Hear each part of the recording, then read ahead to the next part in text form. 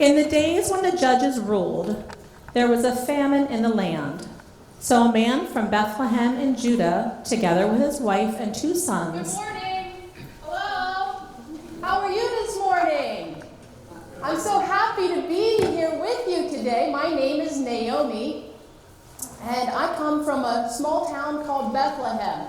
I've had to cross thousands and thousands of miles to get here. I've crossed mountains and rivers and streams and deserts. I've had to cross oceans and snowstorms. I've even had to cross thousands of years of time in order to be with you this morning, to share my story with you. Now, I know what you're thinking. We probably don't have much in common, this little old lady from Bethlehem. But even though we have different traditions, different cultures, different languages, I think maybe we might have a few things in common. I see you're celebrating the harvest here this morning. This is beautiful. You know, I come from farming people. My husband Elimelech and I, we live in Bethlehem, and he has a shop there. He sells produce and farming equipment, farming supplies to all the local farmers. I remember one day, a city slicker came down from Jerusalem, and he didn't know anything about farming, but he decided he wanted to take up chicken farming. So he ordered 100 baby chicks from my husband. And this got to be a joke among all of the regular farmers, because what does this city slicker know about raising chickens? But we sold them to him, and they actually, I think, were taking bets to see how quick he'd fail. But wouldn't you know it, he came back the very next week and ordered another 100 baby chicks. And my husband said, "Oh, sir, I have to ask your forgiveness, because we were really kind of making fun of you. We didn't realize that you were really earnest about, farming and being a chicken farmer." And the man says, "Well, I have my faults, but this is a learning curve, and I think I'm doing really well. And I think with this next 100 chicks, maybe I won't plant them quite so deep." We had a great time in Bethlehem. We loved our family and our friends and our home. That is before the drought struck. When the drought happened, no one had money for anything, and we had to close up the shop. None of the farmers could afford to buy our supplies anymore. Elimelech, he became a day laborer, and I took in sewing just to try to make ends meet. And it was during this time that our 2 sons were born, Malcolm and Killian. Now, their names mean weakling and sickly. And you might think, what kind of people name their children weakling and sickly, right? But you have to understand, we had no food. We didn't think that they would survive, let alone be able to grow to manhood. I remember the day that Elimelech came to me, and he was in tears. He said he would have to sell himself to become a slave if we were to stay in Bethlehem. And you need to understand that our God had told us to come into this land, this promised land, and be fruitful and multiply. A woman's value and worth are all tied into her children and her grandchildren. If you can't produce descendants, a woman has no value. And so while I knew God's plan for our lives was to stay here in Israel, we would have to make a difficult decision, because my husband had heard from a traveler that there was a land to the east called Moab. And in Moab, there was lots of grain and there was water, and he said he just knows if he'd given a chance, he could make a go of a business there. So we talked about it, and we decided that we would have to take matters into our own hands and move to Moab. So we packed up all of our belongings, and we started this very long journey. I had never been outside of Israel. I had never traveled much, and I found I enjoyed travel, all the different languages and cultures and foods, all kinds of weird ways that people do things, and I enjoyed the trip very much. When we got to Moab, Elimelech, he set up shop, and sure enough, he did a good business. He's a good businessman, and we thrived, and the boys grew and grew stronger. My plan was working. So the next thing I figured I'd have to do was find wives for my sons. Now, of course, I would have preferred nice Jewish girls for my sons, but when in Moab, you do as the Moabites. So I looked for young women, and I found 2, Orpah and Ruth. Excellent lineage, they were bright, they were pretty, they had good manners. Well, as good as any manners are in Moab. But anyway, I got right to work teaching those girls how to cook. Oh, they couldn't cook. It's a wonder they didn't starve. I remember one day I was making latkes. Latkes are potato pancakes. And Orpah came to me and she said, Mama, teach me how to make latkes. And I said, oh, it's so simple. First you take potatoes and you start to shred them. She says, wait. How many potatoes? I said, well, it depends on how many people you're feeding. Then you take milk and onions and you add them. She says, Mama, wait. How much milk and how many onions? I said, well, it depends on how many potatoes, of course. Silly girl.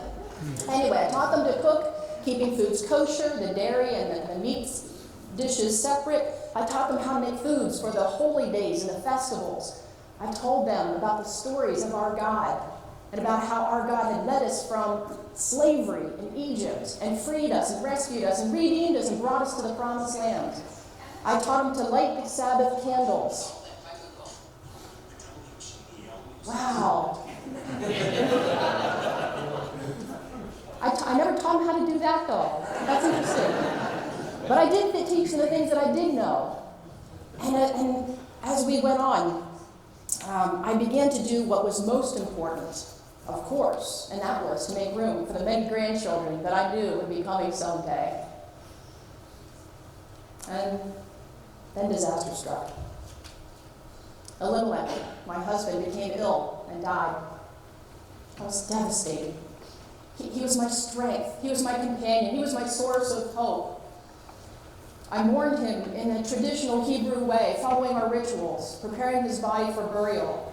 And only my 2 sons knew how to do this, according to our traditions. If I had been in Israel, we would have had hundreds of family and friends and neighbors to help and to mourn with us. And I began to feel very much alone in a foreign land. But I had the boys and now their wives to keep me busy, and after some time I got back to my normal routine. And it was about that time a boy came running up to the house with the news. Malcolm and Killian both had died in a farming accident. I was in shock. It just couldn't be. First my husband and now my 2 sons? Without them, I will never have grandchildren. I won't have anyone. I'll be alone. I'll have no worth. I have nothing. And I went about preparing their bodies for burial. Orpah and Ruth, they were wonderful. They tried to help as much as they could. They brought me food and drink. And I prayed the traditional Hebrew prayer of mourning called the Mourner's Kaddish. It sounds a little like this. Yit Gadav v'yit Gadash.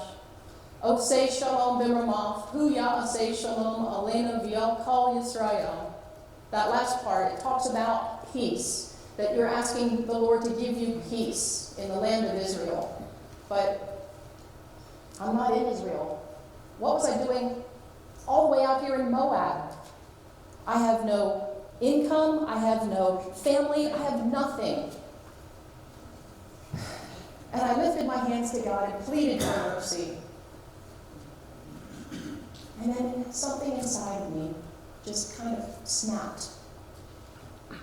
And my hand became a fist, and I shook my fist at God. Why would you do this to me? What evil have I done to deserve this? Why are you abandoning me? Why have you forsaken me? You can't be a good God and allow this to happen. Now, as I look back on those days, I'm ashamed of the words that I said. They were words spoken in extreme grief and anguish and pain and bitterness. And I continued to pour out my heart to the Lord, continued to talk to him. And I remembered my childhood and the comfort that I had in family and friends. And I decided it's time for me to go home. So I began to pack up my belongings and started home. But before I got too far, I thought, oh, I've forgotten Orpah and Ruth. Oh, they had been so kind to me, those dear girls. I told them of my plans to go back home to Bethlehem. And they wanted to come with me. Oh, I couldn't believe it. But I'm a practical woman, and I'm too old to have more children. And if I didn't have more sons to grow up, would they wait for them and marry them and have sons? Of course not. I said, no, go back home to your father's homes. Your fathers can provide for you, and then perhaps some other men can be your husbands and provide for you, and you can have children and a family that way. there's no use coming with me. I can't provide for you. And Orpah, she saw the wisdom of my words. And so she kissed me, and she left and returned to her father's house. But Ruth, oh, that dear, sweet girl Ruth, I will never forget what she said to me. She said, Naomi, where you go, I will go. Where you lodge, I will lodge. Your people will be my people. Your God will be my God. Where you die, there will I be buried. I get goosebumps when I think of it. What could I say to that? So, of course, I said, yes, come with me. You're more than welcome. In fact, I was glad for the company. So we began the long, very long journey back to Bethlehem. And as we got closer to Bethlehem, and I could see the town's ladies out in the distance, I could hear them. And I heard one say, "Is that Naomi?" Well, I was so tired. It was a very, very long trip. I was exhausted physically. I was still very angry with God and very bitter and just spiritually dry. And so I yelled at those poor ladies. I said, "Don't you call me Naomi." Naomi means pleasant. "Call me Mara, for the Lord has caused me great bitterness." Mara means bitter. It was about this time of year, during the barley harvest, that we came back. We settled in our home in Bethlehem, and Ruth decided that she would go out into the harvest fields to glean after the harvesters. Now, this is a little bit of Hebrew trivia, that in order to provide for the poor in your country, you allow them to harvest after the workers go through the fields. They pick up what grain's left over. And so I was kind of concerned about letting her go, because the harvesters, those men, had kind of a bad reputation around the women. So you can imagine my joy and my relief when she came home that night with a big basket full of grain, and she said that she had met Boaz. Boaz is one of our kinsmen. Now here's another piece of Hebrew trivia for you. When a man dies, his brother or another close relative needs to redeem his land, pay for it, and take his wife and have children with her. This provides for his lineage, for his line, so that his line won't ever stop.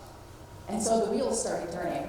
I thought, I wonder, since Boaz is a kinsman, maybe he and Ruth would get married. Maybe he would redeem Ruth. And the thought occurred to me that, from the time we first left Bethlehem, I had relied on my plans, on my hopes and my dreams for a future. I did not trust in the Lord's plans for us. What are the odds that Ruth would just happen to find her way into Boaz's field? And what are the odds that Boaz would take notice of a poor foreign girl? God caused this to happen. This was God's plan. I had nothing to do with that. And God's plans are so much more than anything that I could ever have hoped for or imagined. You see, Boaz and Ruth get married, and they have a son. And they laid him in my lap. And as I looked at that little boy, and I counted his little fingers and toes, and I listened to the soft little noises he made, the ladies of the village, they all thought I worshiped him. But I didn't, because I know there is only one God who was worthy of my praise and worship. One God who redeemed me from the pit of despair.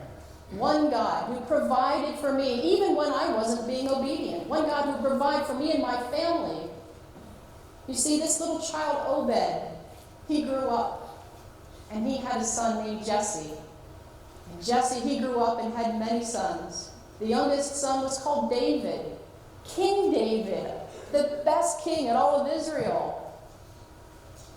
David was a wonderful, wonderful composer. He wrote songs, and in those songs, he expressed his joy and his times of sorrow. And in one of those psalms, he echoes my former distress as he says, my God, why have you forsaken me? Down through David's line was born the Messiah. He is your Redeemer. Just as Boaz paid the price for Ruth and loved her, Jesus paid the price for you because he loves you. And he died on the cross for you. That was the price to tell you how much he loves you. And as he was hanging on that cross, again, he echoed those same words, my God, why have you forsaken me?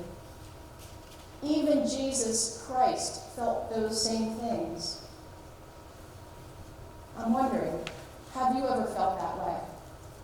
Perhaps you've had a loved one die, or perhaps another tragedy in your life, where you blamed God for bad things, for allowing bad things to happen to you. Or maybe you felt that God was punishing you because you haven't done something just right. You're not alone. God knows how you feel. God created us with all of those emotions. He knows how we feel. That's why he sent us the Comforter, the Holy Spirit, to walk beside us, to cry alongside us, and also to experience joy together.